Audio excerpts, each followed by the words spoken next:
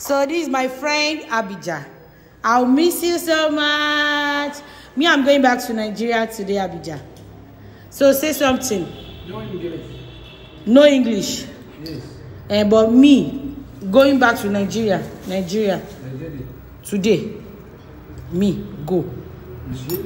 How you are? Yeah. Yalla, I'm gonna make. Kilo sir.